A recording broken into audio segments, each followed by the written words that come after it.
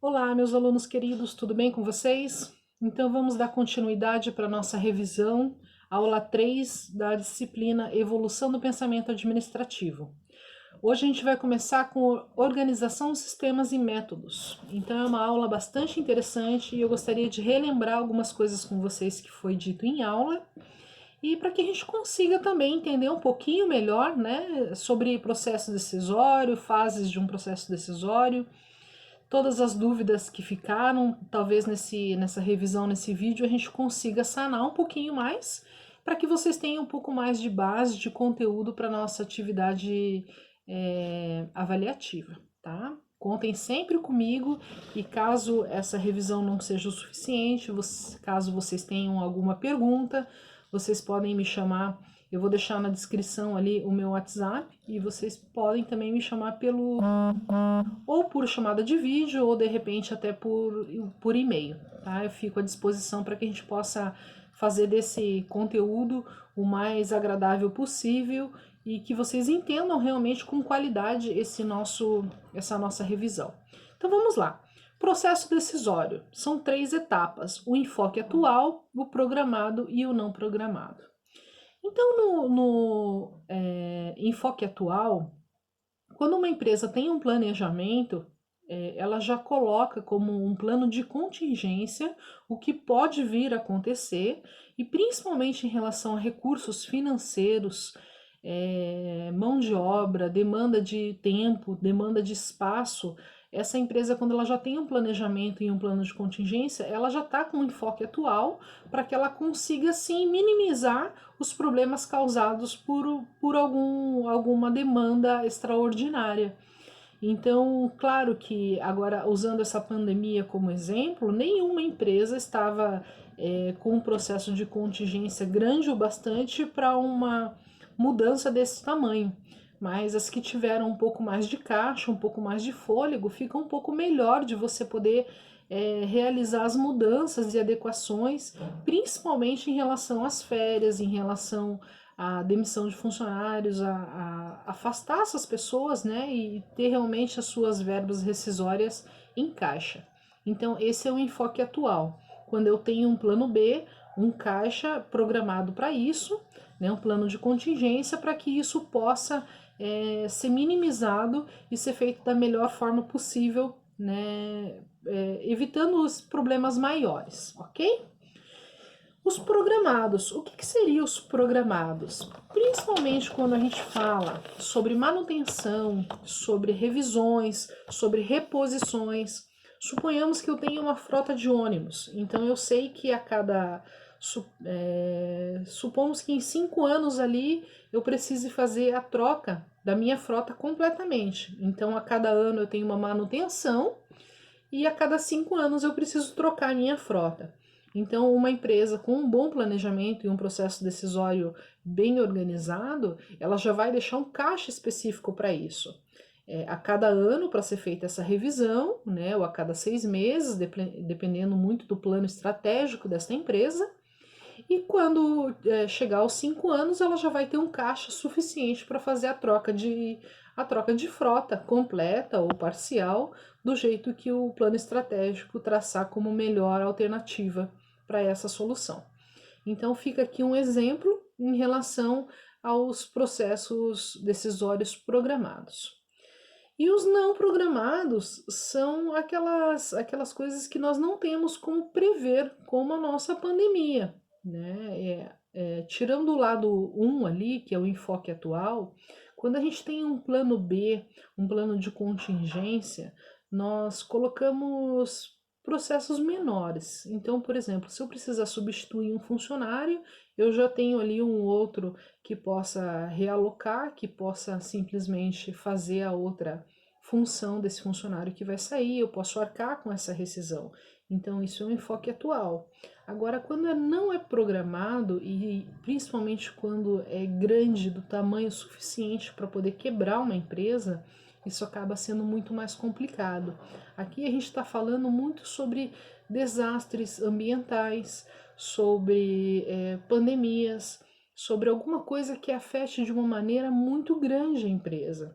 Então, os não programados, é claro que um plano de contingência vai sim ajudar, mas também vale a gente ressaltar aqui que nenhum plano de contingência está pronto para tudo, mas sim ele pode minimizar os riscos, né? E principalmente aquele risco de você ter que perder a empresa, de você acabar entrando em falência por falta de capital e recurso financeiro para arcar com todos os problemas que isso possa vir a causar, ok? Então esses são as três etapas, né, dos processos decisórios. Eu gostaria agora de falar para vocês das fases. Então, as fases, nós dividimos elas no nosso material em 7 fases. Estou lendo aqui para que a gente possa acompanhar, então, e relembrar cada uma das fases que foi falado em aula. Mas, como já faz algum tempinho, é bom a gente relembrar fase a fase, né? Alguma delas pode ter passado despercebido, e com essa revisão vai ficar um pouco mais fácil. Então, as fases do processo decisório. Fase 1, identificação do problema. O que é identificação do problema? É encontrar realmente aonde está aquele problema, porque isso pode ser muito piegas, mas na verdade não. Às vezes a gente acha que o problema está num funcionário ou de repente uma máquina que não está produzindo da maneira que a gente quer e de repente fazer uma realocação desse funcionário ou uma manutenção dessa máquina, a gente pode resolver. Então é importante a gente não ir por intuição e sim por uma boa gestão, uma gestão embasada em fatos, né? O que esse funcionário está fazendo, o que essa máquina está produzindo, o que essa situação está trazendo para mim. Qual é o motivo real deste problema? Então, eu identificar o problema vale eu ir um pouco mais a fundo realmente na raiz desse problema, né? Se está tendo uma desmotivação de um setor todo, por, por qual motivo? Então, será que tem alguma pessoa com influência o suficiente para desmotivar todo esse setor? Ou será que a gente consegue simplesmente falando com aquela pessoa mais influente ali, eu consigo reverter tudo isso? Então, a fase 1 do processo decisório seria a identificação desse problema, indo direto na raiz dele, para que a gente consiga tomar a melhor decisão possível para resolver esse problema, ok? A fase 2, análise do problema.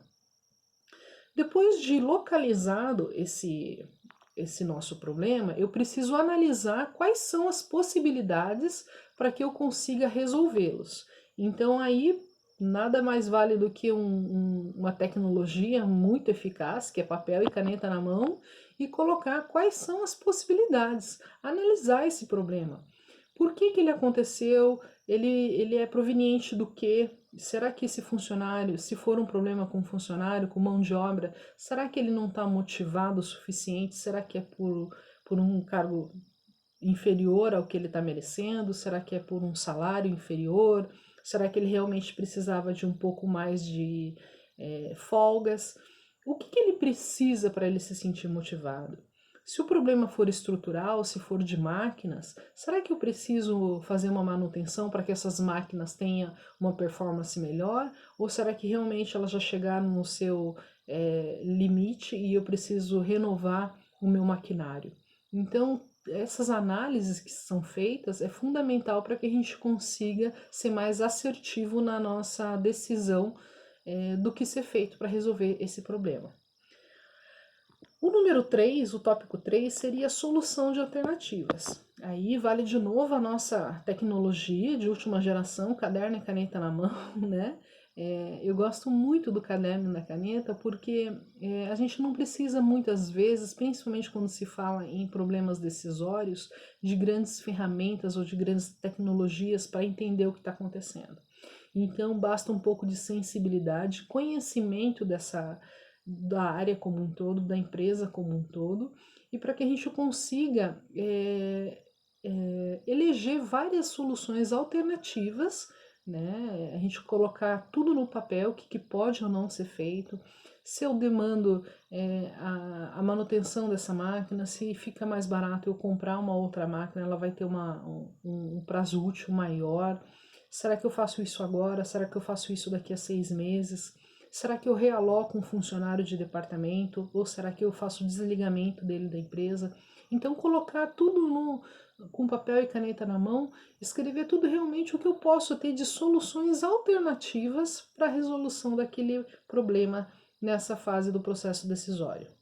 A número 4 seria análise dessas soluções, as vantagens e as desvantagens de cada uma delas, porque cada decisão vale uma renúncia. Então, se eu decidir simplesmente desligar um funcionário, quais os problemas que eu vou ter, além da desligação desse funcionário, financeiro, treinamento de um novo funcionário, qual é o clima organizacional que isso vai reverter dentro da minha empresa. Então eu preciso analisar todas as alternativas, todas as desvantagens e as vantagens que cada solução vai depender para que eu possa fazer essa escolha. Se eu resolver simplesmente trocar todo o meu maquinário para fazer uma manutenção preventiva, será que este é o momento de descapitalizar o caixa que eu tenho do meu plano de contingência e trocar todo o maquinário? Será que de repente uma manutenção um pouco mais pesada não seria agora a melhor alternativa para que eu tenha um pouco de fôlego financeiro para algum outro problema que possa vir a acontecer? Então, analisar todas essas alternativas é o tópico 4 das fases do processo decisório. O tópico 5 é a seleção da alternativa mais adequada. Então, em mãos de todas as soluções alternativas, eu vou eleger uma e vou colocar isso em prática e ver qual é o resultado disso, né? A gente precisa escolher uma solução, escolher uma decisão a ser tomada e implantá-la. E daí na fase 6, entender se essa solução, fazer a medição dessa solução para que eu possa mensurar se ela foi boa o suficiente ou não. Então, quando eu faço uma escolha, eu coloco isso em ação, eu implanto essa mudança, muitas vezes eu acerto e outras não. E não tem nada errado nisso, né? Desde que você tenha a consciência e a humildade de simplesmente voltar atrás e de repente fazer uma outra alternativa, escolher uma outra decisão. E a 7 e a última é a avaliação dessa alternativa selecionada e se de repente ela não vai precisar sofrer alguma mudança. Então, realinhar, readequar, fazer com que isso a gente possa ter um processo mais humanizado no processo decisório, pedir opiniões das pessoas que estão diretamente ligadas ao problema, também vale de dica para que eu consiga mensurar se aquela decisão foi adequada ou não, foi assertiva ou não. Às vezes eu posso mandar um funcionário embora, eu posso fazer a troca de uma máquina, eu posso simplesmente excluir um fornecedor da minha lista de fornecedores e de repente se eu tivesse escutado ali as pessoas diretamente ligadas àquele problema, eu poderia ter tomado uma decisão um pouco mais assertiva, ok? Então essas são as 7 fases do processo decisório. Espero que vocês tenham relembrado, que tenha ajudado um pouco nessa nossa revisão. E vamos para a sequência das nossas revisões. Até o próximo vídeo, um grande abraço a todos.